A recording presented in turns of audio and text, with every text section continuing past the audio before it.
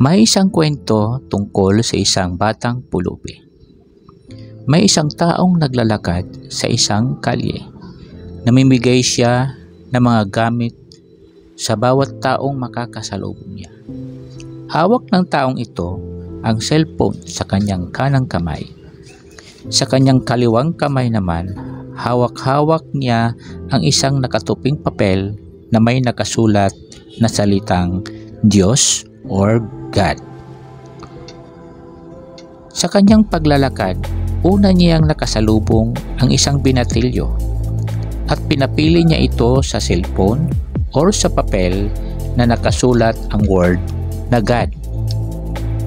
Kinuha ng binatilyo ang cellphone. Nagpatuloy siya sa paglalakad. Nakasalubong niya ang isang dalagita. Dala naman niya ngayon ay ang isang laptop sa kanang kamay na hawak-hawak niya at sa kaliwa ay ang papel na may nakasulat na word na God. Dinampot ng dalagita ang laptop. Habang patuloy siya sa paglalakad, nakasalubong siya ng isang may edad ng lalaki.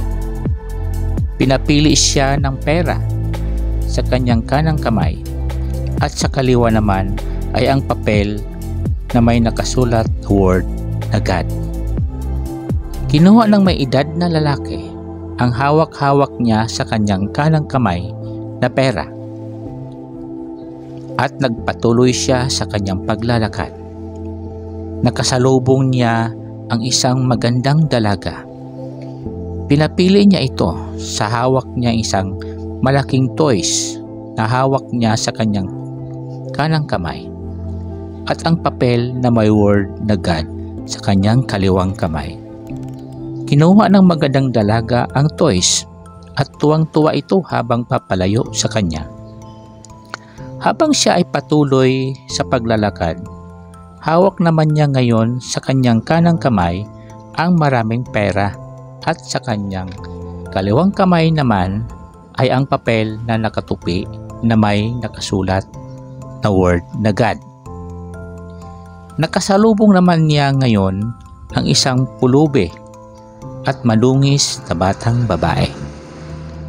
At nakangiti ito habang papalapit sa kanya at pinapili niya ito. Ang pera sa kanyang kanang kamay at ang papel sa kanyang kaliwang kamay na may nakasulat na word na God. Tiningnan ng batang babae ang nakatupi na papel at nakita niya na may nakasulat na word na God. Kinuha niya ito at hindi niya pinansin ang maraming pera na hawak niya sa kanyang kanang kamay at naglalakad ito papalayo sa kanya.